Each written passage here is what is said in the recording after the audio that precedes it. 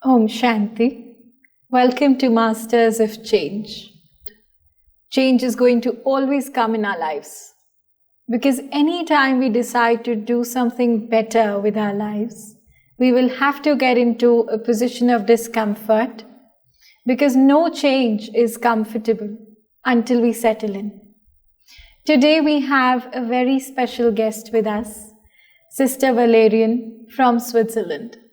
She's been practicing Raj Yoga meditation for the last 35 plus years and has great experiences of experimenting with spirituality and meditation right from childhood onwards. Let's hear from Sister Valeriane. Thank you so much for being with us today. We welcome you on the show. Thank you. It's my pleasure and honor to be with all of you. We understand that you've been meditating for the last 35 plus years. But let's rewind a bit and let's go back to those days of childhood. Did you have this feeling of seeking the path of life? Were you looking for spirituality when you came into this? I think I would say more that when I was a child, I enjoyed peace. I enjoyed silence. I enjoyed the light, and I enjoyed sitting by myself. So I didn't have a feeling that I was seeking, but that I was enjoying. And still, I had plenty of questions in my mind that I was interested to find the answers for. And I was doing that through reading mythological stories from all over the world. So I must have had, as a little kid, it was, everybody knew that what I wanted were these big books of many stories. So I had the pleasure to see how people from Africa, people from China, people from India were looking into the magic of life. So I wouldn't say I was actively seeking, but I was actively curious and interested. And then when I became a teenager, so when I was 16, 17, I started trying to find out if there was something. Actually, I remember an incident in my childhood. I thought I was quite innocent, so I thought there was this place called church where I thought that the priest knew everything about God. So I remember once escaping from my family, and I ran in the church because I knew I wasn't supposed to escape, right? Yeah. And I pulled the sleeve of the priest and I said, "Is it true that God actually banished Adam and Eve from paradise?" I thought they had lied to me. How could God, a kind person, do something like that? And he said, "Yes, my child." And I looked at him and I said, "That's not the God I know." And I was like this, and this guy had dedicated his life to God. So when I think about it, I think how I was a bit strong. And so I ran off and went back to my mom before she got too worried. So yeah, I had feelings about these things. Okay. And interest. So when you passed out of school, college, got into work, how did you chance upon the Raj Yoga meditation? It was actually one of my best friends then who went to take the course. Okay. And when I went to her place, I knew her very well. I could sense something was different in the atmosphere. And I said, "What is it? What are you doing?" She was telling me everything usually, but she didn't seem to want to tell me anything, so I was even more unusual. And so she said, "No, I won't tell you today. I will tell you maybe tomorrow." So the following day I knocked at her door and she told me she was doing the course in Raj Yoga. Okay. And so at that time in Paris, they used to give the students, every time they would give a lesson, they would give the lesson of that class to the person who just studied it. Okay. So that's how I went to her place every time she did one course to study that course myself. Okay. And then when we finished the course, she finished the course, I wanted Merlis. And she's like, no, these people, they're not like that. They're not going to give me Merlis. They're not going to give you Merlis. And I said, but if God speaks, He speaks for everyone. Yeah. She said, yeah, but they're very strict. Okay. You have to go and see for yourself. You'll understand. Okay. So I went and I took one course. I had a nice experience also. Also, when I read the course and meditated back home, I had beautiful experiences. But I understood they wouldn't give me Merlis. Okay. So my friend and I, we went straight to Madhuban. So then you came here. What did you tell your parents? Because I understand. Well, I was already grown up. I was Okay. 24. Okay. I was working. And in my family, I had taken the right to freedom. So I didn't say much, and apart from the fact that I was going to India, not giving any details. Okay. Okay. How did they respond to these changes in your life? I had already become vegetarian. Okay. So that was not too big a change. I think they were a bit worried, yeah. Okay. Yeah. They were worried. But, and how did you deal with it? I dealt not very graciously. I said, you're worried. It's your problem. I still will do what I feel I need to do.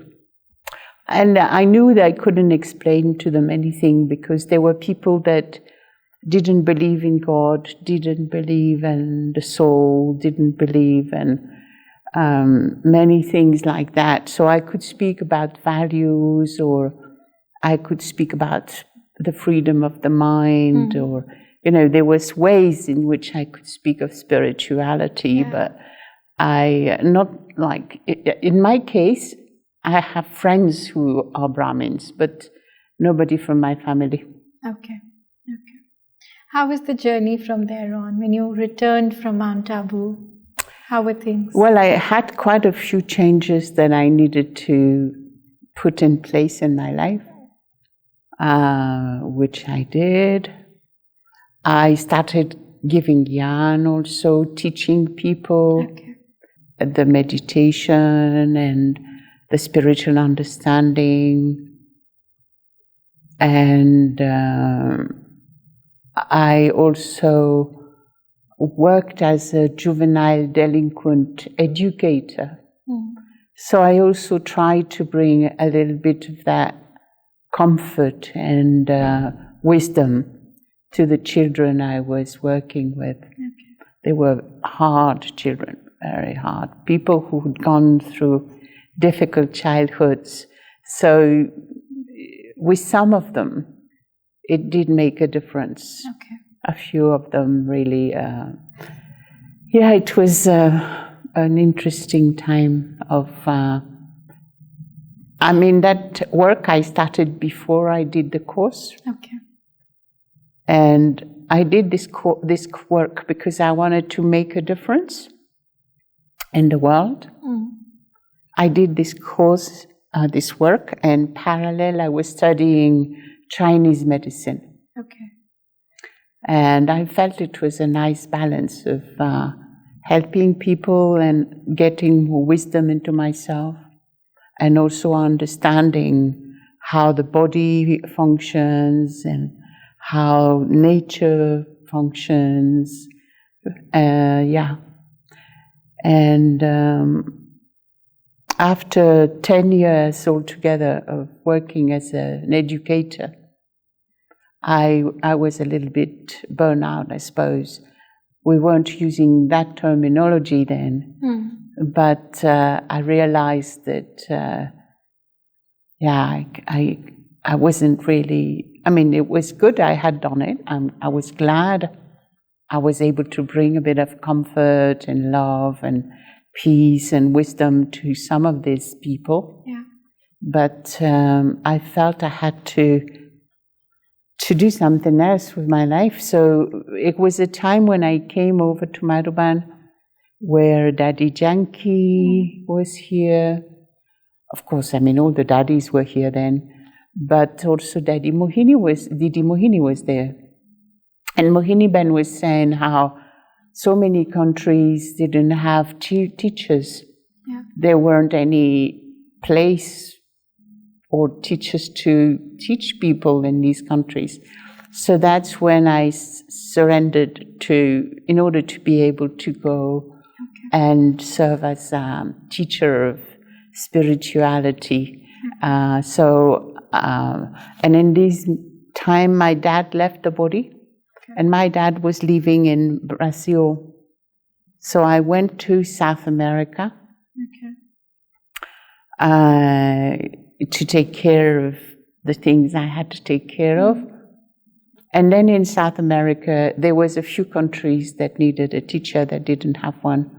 So I did go for Chile. I mean, I did a few things there. And it was a very interesting, because I didn't even speak Spanish. So I had to learn the language, I had to learn the culture. And it was wonderful to be able to kind of feel the pulse, to see how you can have a true conversation with people you don't actually know. It was a very special time. Interesting. At the same time, not easy, because of course, I mean, you have to deal with a whole new reality. You mentioned that you wanted to make a difference to the world. Yes. Do you think meditation and spirituality as a path has helped you achieve that goal?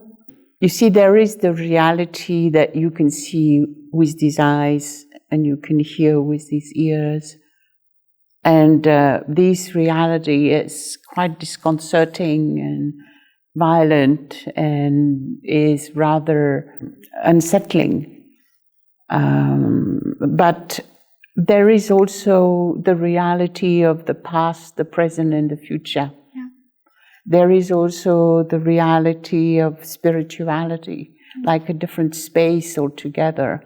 And most people are not aware that they have access to that dimension. So it's a privilege, I feel, to be able to experiment and explore this part of reality for yourself. But it's even more of a privilege to be able to share that with others. Okay.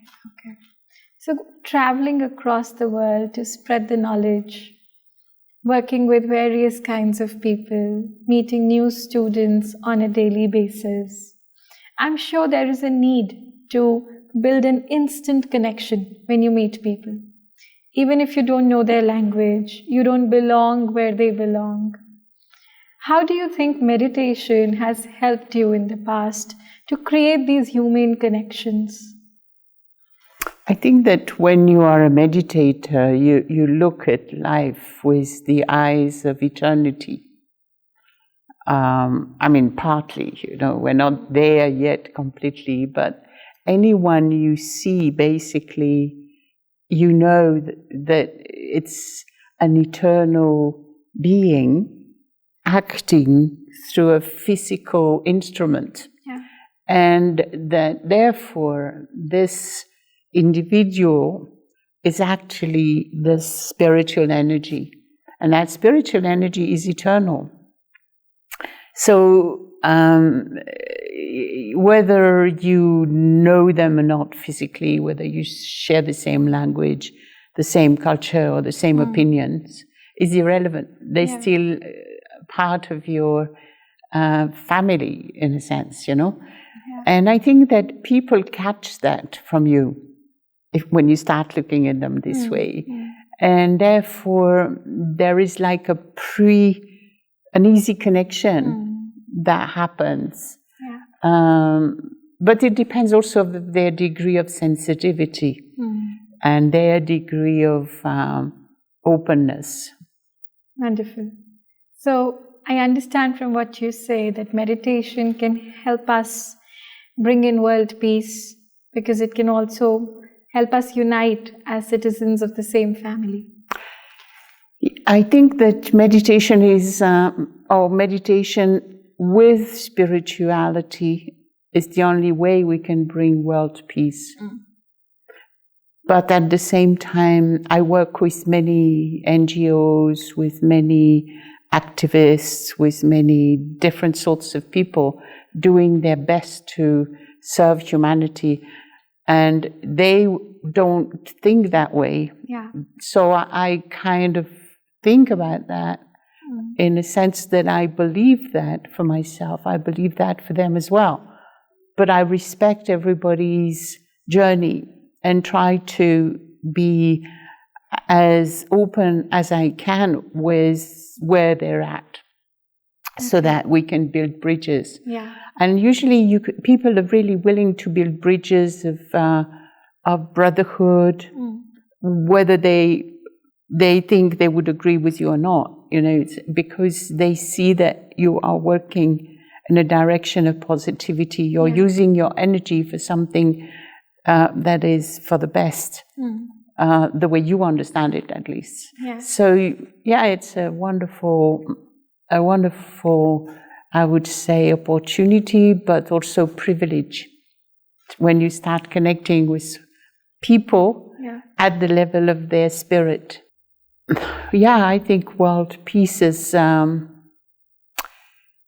a sense, it's always there, you know. It's like beyond this physical world where there is so much anger, violence, injustice. There is also a dimension of spirituality where there is peace. You call that nirvana, you call that heaven, you call that cieux in French, or you call that el paraíso in Spanish. It doesn't matter, but this dimension is there. Yeah. So what happens is that we've completely lost touch with that. And that's where knowing and loving God is a great asset, because when you love and you start getting to know God a bit, you are seeing how that world that is here can gradually be worse on one hand, but you can see how you gradually manage to be peaceful with the world and about the world, and bring peace inside you, and also share peace with others. Well shared. I understand that you've been meditating for over 3.5 decades, and there must have been so many inner experiences. What has been your best experience, or something that you keep remembering again and again? What is that one experience, if I ask you to share it with us today? You know, I would say that in a sense it's strange, but I remember 2 encounters I've had with the supreme energy, some would say with God. One was as a child, so I wasn't a Raja Yogi then. I wasn't a practicing Brahma Kumaris. And one was as a Brahma Kumaris. And the experience is very powerful, because it is like having been able to have the privilege to encounter the most beautiful being of the universe, the most loving, the one that is ever, ever, ever loving, ever present to love, ever ready to give, ever ready to have that presence that you need to grow better. And the second one was when I was a Raj Yogi and a meditator, and I felt that vision from this amazing being that was actually able to see within me. It's very amazing to have someone be able to see in you what you don't know about yourself, you know, and be able to appreciate things and to make you see that there is that love, you know. Right. I think in front of eternity, you know, you don't know what you've been. You don't know where you've been. You don't know what you've done. So part of us, I think, worries a little bit. Maybe this, maybe that. So to be in front of a being that is seeing that the essential is the love you have in your heart now, and that this is something that is reciprocated. Yeah. I understand from your work for climate change that you've been very actively working at the forefront of the climate movement. Would you tell us a little bit about how meditation and climate interact? Actually, destiny has brought in my plate the task of coordinating the presence of the different religions at the COP. Okay. And this is an amazing task in a sense. So I keep on remembering that all these religions, they belong to God, you know. They belong to humanity. They're there to serve humanity. And each one of them is serving in a different way. And each individuals that I'm working with within this field is also uniquely working for something a lot higher than himself or herself. So I have this vision of this, that it is really a privilege to be walking with these people to try and make a difference. I feel that it is almost an active meditation to be able to coordinate such a group and then to make it happen that we together do things where we feel we belong.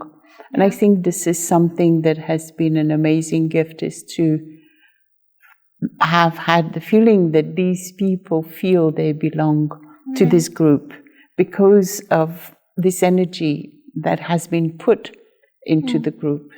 So it's an amazing meditative task in a sense.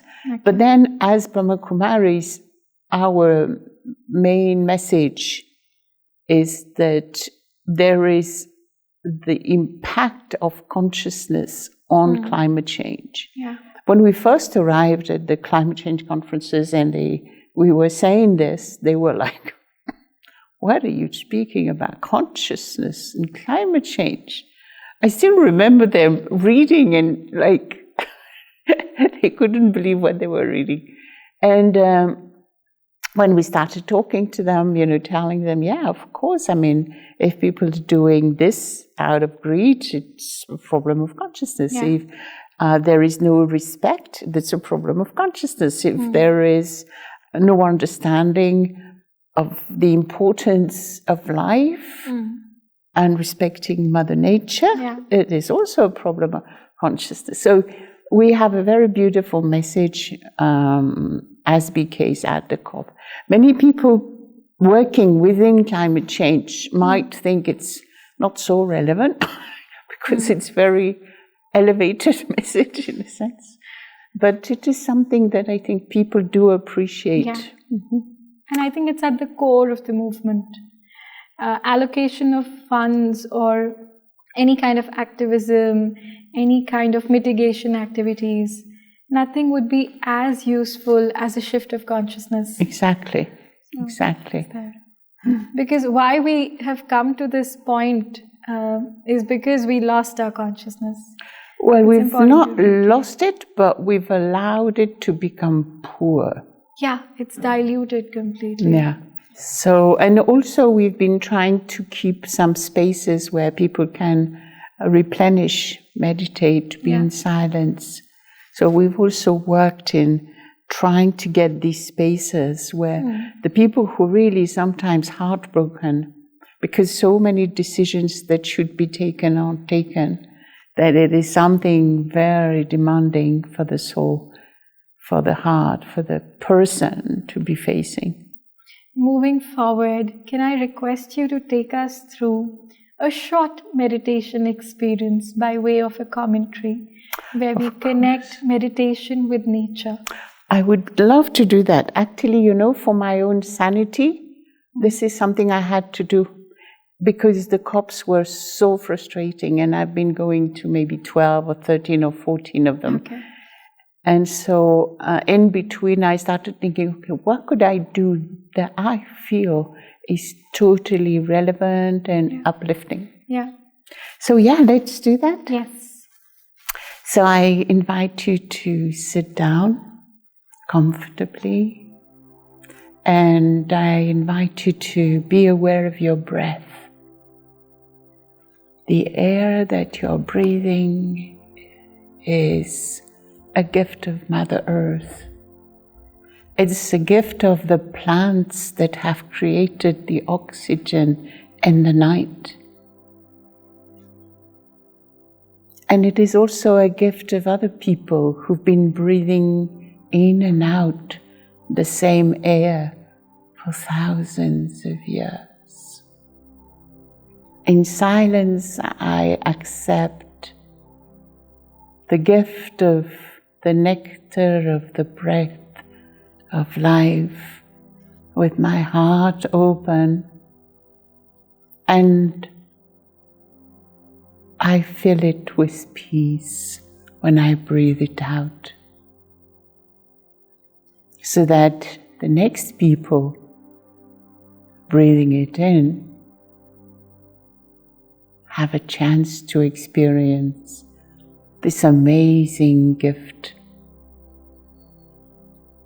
In that space of silence, in this space of love,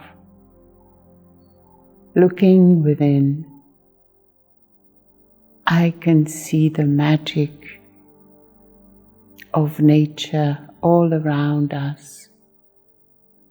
Humans and nature, souls and matter, have had an incredible relationship of thousands of years. And we are witnessing today the result of this relationship. So in silence, I make the vow of creating a beautiful relationship of love with the elements of nature. I, the soul coming from the dimension of peace, vow to bring love, cleansing peace and purity,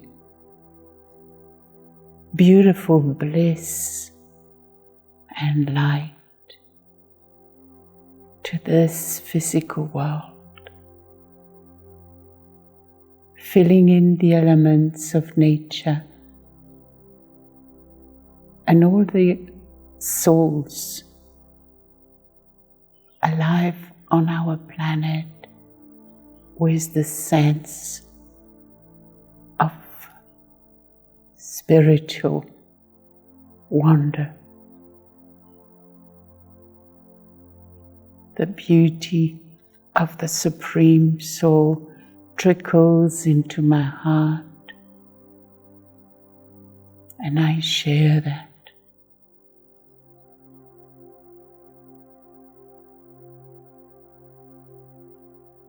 Om Shanti.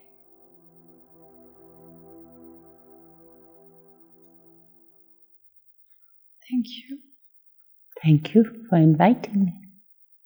It was almost like I took a walk in an orchard in paradise, literally. Wonderful. Thank you. Thank you.